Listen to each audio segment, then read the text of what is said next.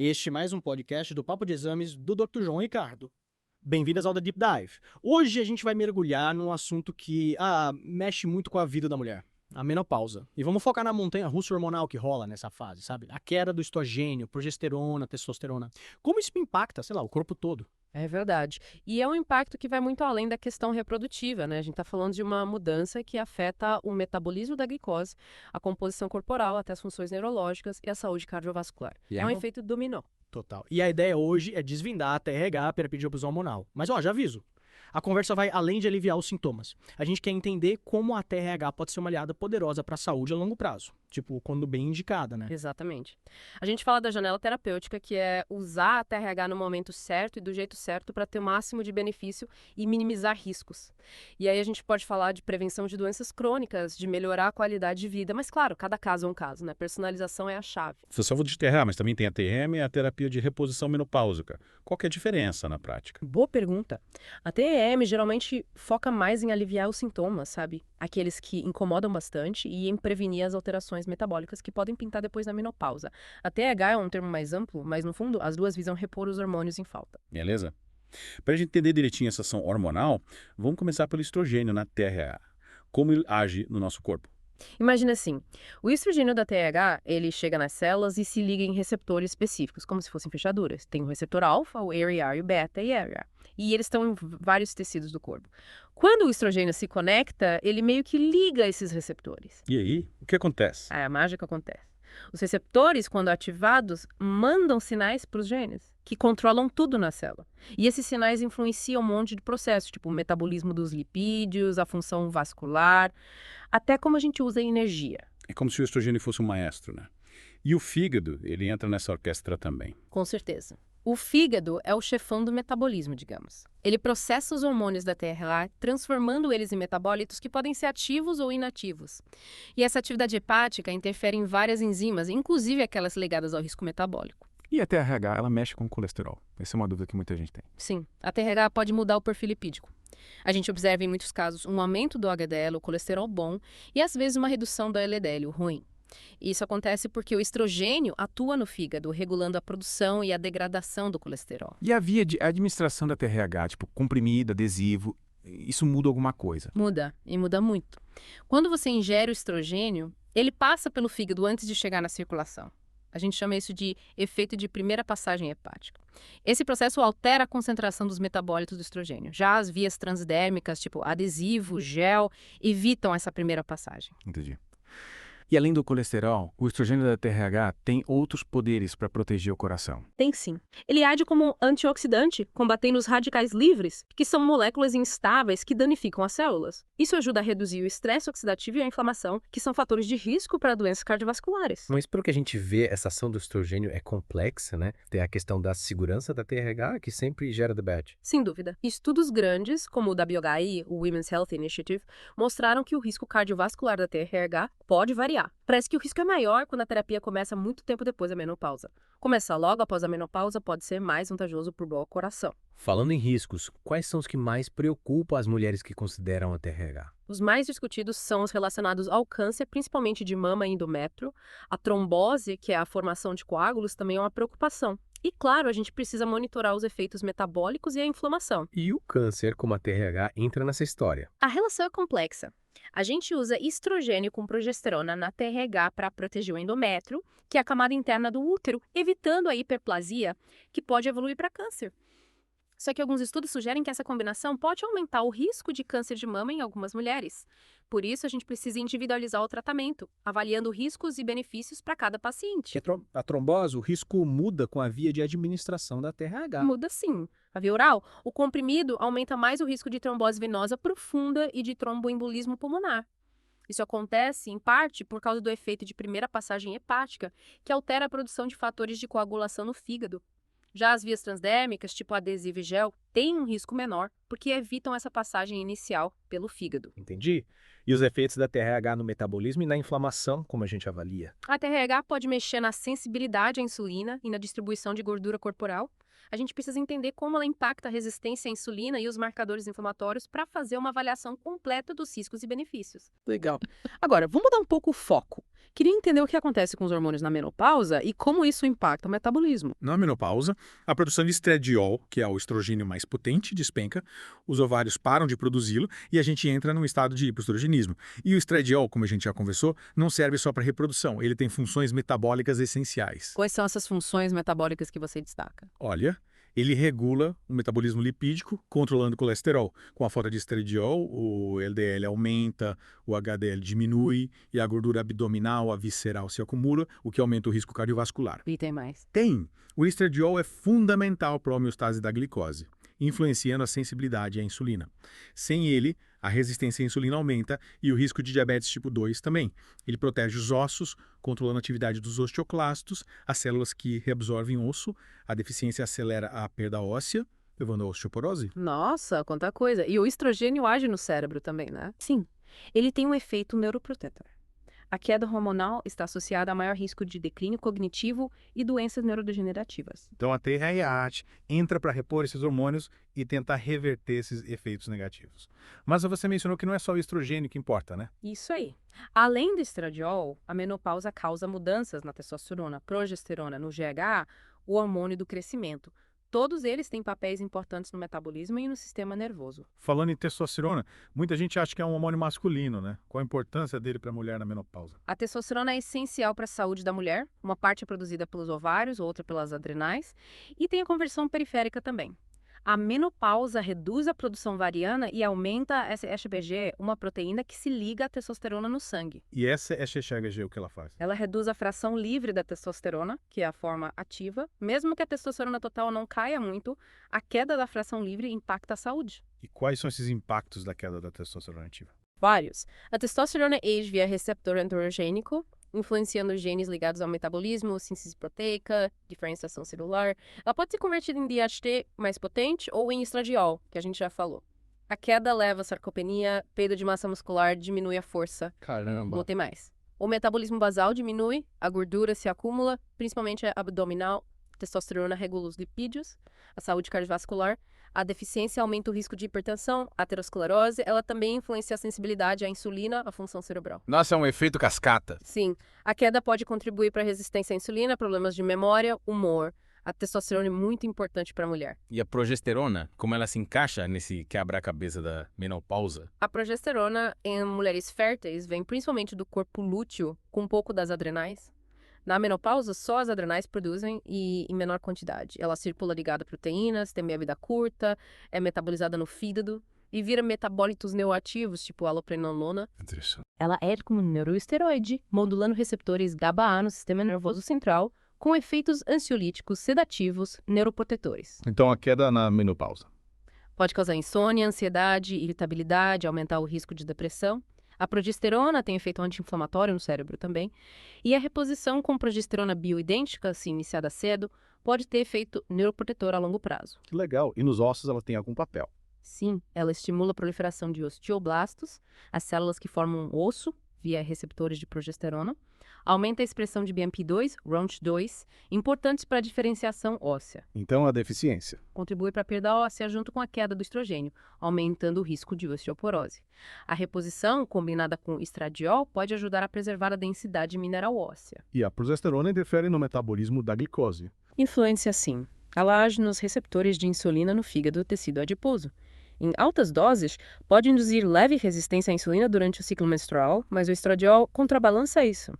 Na menopausa, a falta dos dois desregula o eixo insulina-glicose e aumenta a resistência. Aumentando o risco de diabetes. Exatamente. E de síndrome metabólica.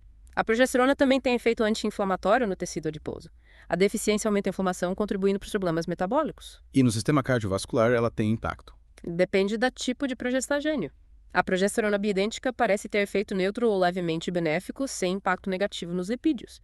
Já os sintéticos, tipo MPE, podem aumentar a resistência à insulina, inflamação vascular. Aumentando o risco cardiovascular. Isso. A progesterona influencia a função endotelial, modulando a produção de óxido nítrico, ENO. A bioidêntica preserva o neo, reduz a reatividade vascular anormal na menopausa. A deficiência, junto com a do estrogênio, contribui para hipertensão, rigidez arterial. Aumentando o risco de aterosclerose. Sim. Na TRAT, a reposição da progesterona é essencial para mulheres com útero, para evitar hiperplasia endometrial. Tem a via oral, com progesterona micronizada, alta biodisponibilidade, atravessa a barreira hematoencefálica, efeitos merológicos via alopregnanolona. Nossa. Tem a transdérmica, evita a primeira passagem hepática, reduzindo o impacto em proteínas inflamatórias e fatores de coagulação. E tem os pellets menos comuns, liberação sustentada. A escolha depende do perfil do paciente, riscos cardiovasculares, metabolismo, sintomas virológicos. E o GH, o hormônio do crescimento, e o IGF-1? Como a menopausa afeta esse eixo? A menopausa não reduz a produção de GH diretamente, mas afeta a resposta do fígado ao GH, que estimula a produção de IGF-1, mediador de muitos efeitos anabólicos e metabólicos do GH. O estradiol potencializa essa resposta hepática, aumentando o IGF-1. E a queda do estradiol na menopausa? Reduz a produção de IGF-1, diminuindo a ação anabólica do GH. As consequências: perda de massa muscular, aumento da gordura visceral, osteoporose, declínio cognitivo. A menor atividade do IGF-1 aumenta a resistência à insulina, contribuindo para diabetes tipo 2, síndrome metabólica. Falando em músculos, como o IgH e o IGF-1 atuam? O GH regula a massa muscular, composição corporal, estimulando a síntese proteica e a lipólise via JAK-STAT no fígado, aumentando o IGF-1. O IGF-1 no músculo ativa via P3-caractentor, crucial para o anabolismo muscular. A queda na menopausa reduz a ativação da mTOR, diminuindo a síntese proteica e aumentando a degradação muscular via ubiquina proteasoma. É por isso que a gente perde massa muscular na menopausa. Exatamente. A força também diminui. O GH estimula a lipólise via lipase, o hormônio sensível no tecido adiposo. A redução do GH aumenta a adiposidade visceral, a resistência à insulina, favorecendo a obesidade central na menopausa. E nos ossos, qual o papel deles? O GH e o IGF-1 são essenciais para a homeostase óssea, regulando formação e reabsorção. O IGF-1 estimula a proliferação de osteoblastos, deposição de matriz óssea via RUNX2-BP2. O GH aumenta a síntese de colágeno tipo 1. A queda do IGF-1 na menopausa reduz a atividade osteoblástica, favorecendo a reabsorção óssea, pois a atividade osteoclástica continua, menos inibição do RENO-TG pelo estradiol. Então o perdão se acelera. Sim, aumenta o risco de osteoporose e fraturas. A deficiência de IGH também prejudica a regeneração óssea. E os cérebros têm alguma função? O IGF-1 é neuroprotetor. Estimula a plasticidade sináptica, neurogênese no hipocampo, áreas importantes para memória, aprendizado, reduz o acúmulo de beta-amiloide, modula a neurotransmissão de dopamina e serotonina. Melhorando o humor. Sim, reduzindo sintomas depressivos. A redução na menopausa está associada a declínio cognitivo, maior risco de demência, transtornos de humor. A deficiência aumenta o estresse oxidativo, neuroinflamação, acelerando o envelhecimento cerebral. E a reposição como fica? A reposição direta de GH não é muito indicada pelos efeitos adversos. As estratégias para otimizar o eixo de GH-GF1. Terapia com estradiol bioidêntico. Análogos do GH como sermorelina, Cijarcida, Osmiol 12-95, para estimular o GH fisiologicamente. E dieta é exercício? Dieta rica em proteínas, aminoácidos essenciais. Exercícios de resistência a HRT aumentam a liberação pulsátil de GH. Essas estratégias ajudam a preservar a massa muscular, melhorar a densidade óssea, ter neuroproteção. Interessante. E a gente falou do declínio cognitivo na menopausa. Como a queda hormonal impacta a saúde mental? A menopausa é um momento crítico para a saúde neurológica. A queda do estradiol afeta a neurotransmissão, a plasticidade, os mecanismos de defesa contra o estresse oxidativo. É como se o cérebro ficasse mais vulnerável. E como o estradiol age no cérebro? Ele tem efeitos neuromoduladores, agindo via receptores nucleares, ERO no hipocampo, córtex pré-frontal, amígdala, e via receptores de membrana, como o GPP, modulando canais iônicos, plasticidade sináptica. Que complexo. Ele aumenta a liberação e recaptação de neurotransmissores excitatórios, glutamato, acetilcolina, e regula os inibitórios GABA.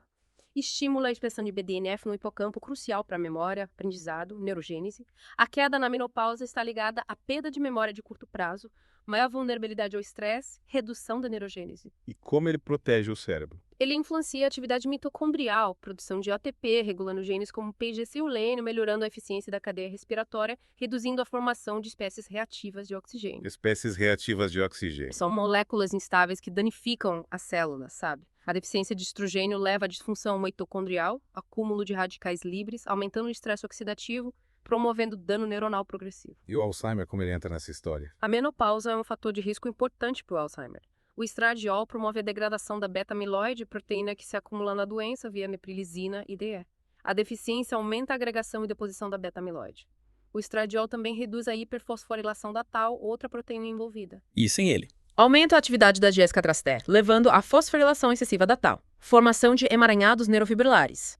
A TRH precoce pode ter papel neuroprotetor, reduzindo a inflamação cerebral, melhorando a função mitocondrial, preservando a plasticidade, mas a iniciação tardia pode ser ineficaz ou até prejudicial. Reforçando a ideia da janela de oportunidade. Exatamente. E a depressão, a ansiedade, como se explicam? A incidência aumenta na menopausa. A culpa é da disfunção nos sistemas dopaminérgico e serotoninérgico. O estradiol regula a triptofano e hidroxilase. Enzima da síntese de serotonina aumenta a expressão de receptores serotonérgicos. E a queda? Reduz a liberação de serotonina, impactando a regulação emocional, o controle do estresse. A densidade de receptores D2 diminui a anemia mesolímbica, diminuindo a sensação de recompensa, motivação, predispondo à depressão. No sistema GABAérgico, a falta de progesterona em seus metabólitos reduz a modulação dos receptores GABA, aumentando a excitabilidade neuronal, contribuindo para a ansiedade, insônia e irritabilidade. E a TRH ajuda? O debate sobre o efeito da TRH na saúde mental continua, mas há evidências de que o estradiol bioidêntico pode melhorar os sintomas depressivos, se administrado precocemente, especialmente em mulheres com histórico de transtornos de humor. A combinação com progesterona micronizada pode ter benefícios ansiolíticos via allopreganolona. Interessante. E os fogachos, aqueles calores intensos, o que causa isso? Os fogachos são um sintoma clássico da perimenopausa. Acontecem por causa de uma desregulação na termorregulação hipotalâmica mediada por estradiol e serotonina. Os neurônios no núcleo pré-óptico medial do hipotálamo, que têm receptores de estrogênio, regulam a temperatura corporal. E o que acontece na menopausa? A queda do estradiol altera o limiar térmico, deixando esses neurônios mais sensíveis a variações de temperatura. Isso ativa o sistema nervoso simpático, causa vasodilatação periférica, os fogachos. O estradiol modula a recaptação de serotonina nesses neurônios termorreguladores. A deficiência reduz a serotonina, amplificando a hiperreatividade hipotalâmica. A reposição de estrogênio reduz a frequência e intensidade dos fogachos. Os ISS também podem ser eficazes, modulando a via serotoninérgica hipotalâmica. E a microbiota, como ela é afetada pela menopausa. A microbiota, tanto vaginal quanto intestinal, é um ecossistema dinâmico, essencial para a saúde. Os estrogênios influenciam a composição, a integridade das barreiras epiteliais, a modulação do sistema imune. E na menopausa? A redução hormonal causa alterações significativas, predispondo a inflamação, infecções, disfunções metabólicas. Que interessante. E na microbiota vaginal, que muda? Uma microbiota vaginal saudável é dominada por lactobacillus spp, que produzem ácido lático, peróxido de hidrogênio, bactericinas, criando um ambiente protetor. O estradiol regula isso diretamente, promovendo a proliferação de células epiteliais ricas em glicogênio. Glicogênio. É um açúcar que serve de substrato para a fermentação do lactobacillus, produzindo ácido lático, mantendo o pH vaginal baixo, 3,5 a 4,5, inibindo o crescimento de patógenos. E na menopausa? O estradiol cai, reduz a produção de glicogênio, diminui a população de lactobacillus, aumenta o pH vaginal acima de 5,0, isso é desbiose vaginal, que predispõe à vaginite atrófica, infecções vaginais recorrentes, inflamação local, maior vulnerabilidade a infecções urinárias. Nossa. A deficiência de estrogênio prejudica a produção de mucina, peptídeos antimicrobianos, comprometendo a barreira imune vaginal, favorecendo a adesão de bactérias patogênicas, aumentando o risco de infecções urinárias ascendentes. E a TRA ajuda? A TRH tópica ou sistêmica pode restaurar parcialmente o ambiente vaginal, reativando a expressão de glicogênio, promovendo o crescimento de lactobacillus. Que bom. Os probióticos vaginais com lactobacilos específicos também são eficazes na restauração da microbiota, na prevenção de infecções urinárias recorrentes. O ácido hialurônico vaginal melhora a lubrificação e integridade da mucosa. Em casos graves de vaginite atrófica, os SERMs, moduladores seletivos dos receptores de estrogênio, como os PEMifeno, podem ser usados para estimular a regeneração epitelial sem efeitos sistêmicos do estrogênio. E a microbiota intestinal, como ela se comporta? A microbiota intestinal é diversa. Interage com o metabolismo hormonal, influencia a homeostase da glicose, a inflamação sistêmica, a função imune.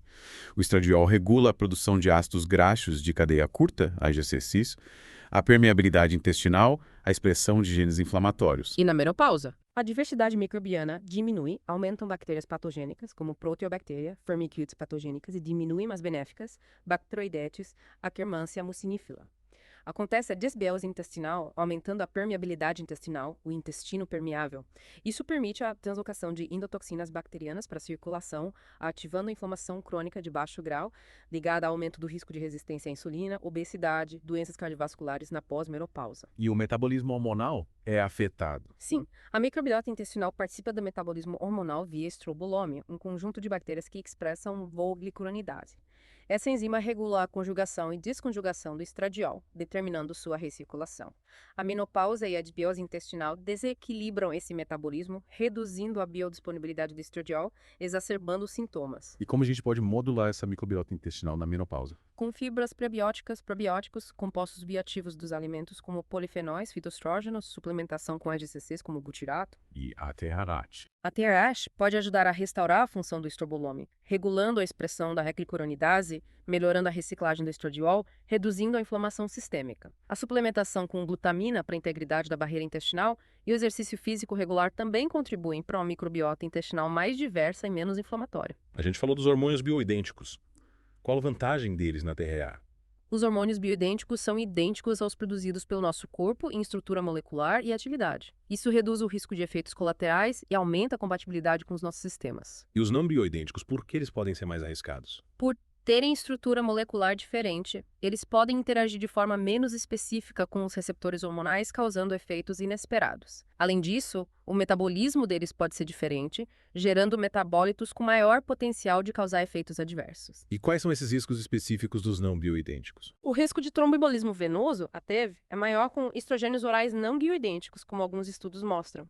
Os progestagênios derivados da testosterona têm efeitos metabólicos desfavoráveis no metabolismo de carboidratos e lipídios, enquanto a progesterona micronizada e os derivados da espironolactona têm ligação mais seletiva aos receptores com menor impacto metabólico. Entendi. E as terapias hormonais manipuladas com hormônios bioidênticos têm algum risco? É importante ter cuidado com as terapias manipuladas. A falta de padronização na produção e a ausência de estudos clínicos robustos que comprovem sua segurança e eficácia a longo prazo são pontos de atenção. A manipulação individualizada pode gerar inconsistência nas doses, no controle de qualidade na absorção. Então é preciso ter cautela. Sim, é fundamental buscar um profissional médico experiente e qualificado para avaliar os riscos e benefícios, garantir a qualidade dos produtos utilizados e o acompanhamento adequado. E a TRH, ela ajuda em casos de disfunção da tireoide. A TRH não atua diretamente na disfunção tireoidiana, mas a gente sabe que problemas de tireoide são mais comuns em mulheres e a incidência aumenta com a idade, principalmente na peri e pós-menopausa.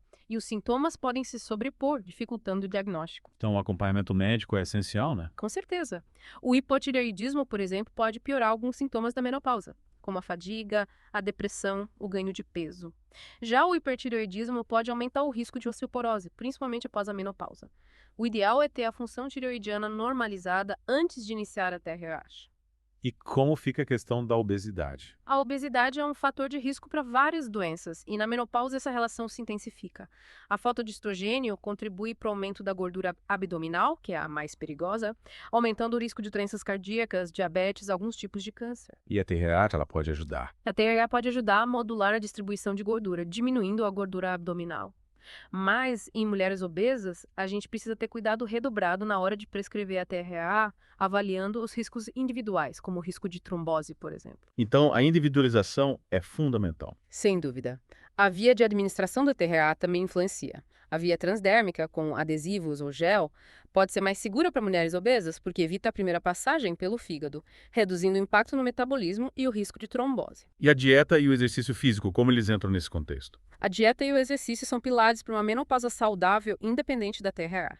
Uma alimentação rica em nutrientes, com pouco açúcar e gordura ruim, ajuda a controlar o peso, a glicemia, a pressão arterial, a reduzir a inflamação. Quais alimentos você destaca? Frutas, verduras, legumes, grãos integrais, proteínas magras, gorduras boas como azeite de oliva, abacate, oleaginosas, evitar alimentos processados, industrializados, ricos em açúcar, sódio, gordura trans. E o exercício? E exercício físico regular é fundamental para manter a massa óssea, a massa muscular, a força, o equilíbrio, saúde cardiovascular, a controlar o peso, melhorar o humor, a autoestima. Quais tipos de exercício você recomenda? Uma combinação de exercícios aeróbicos como caminhada, corrida, natação, dança, com exercício de força, musculação, pilates, yoga. E a janela de oportunidade para a TRH? Qual a importância dela? A janela de oportunidade é o período ideal para iniciar a TRH, que seria nos primeiros 10 anos após a menopausa ou antes dos 60 anos.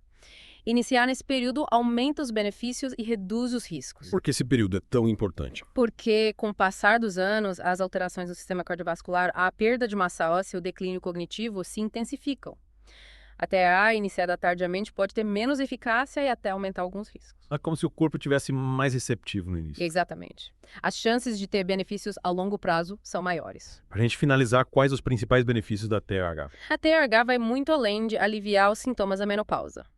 Ela protege a saúde óssea, previne osteoporose, melhora a saúde cardiovascular, reduz o risco de doenças cardíacas, tem efeito neuroprotetor, previne o Alzheimer, melhora o humor, reduz a ansiedade, a depressão. Nossa, são muitos benefícios. E tem mais. Ela melhora a sensibilidade à insulina, previne o diabetes tipo 2, reduz o estresse oxidativo, protege as células do envelhecimento, melhora a saúde da pele e ajuda a controlar o peso, a composição corporal. É um impacto em vários sistemas, né? Sim.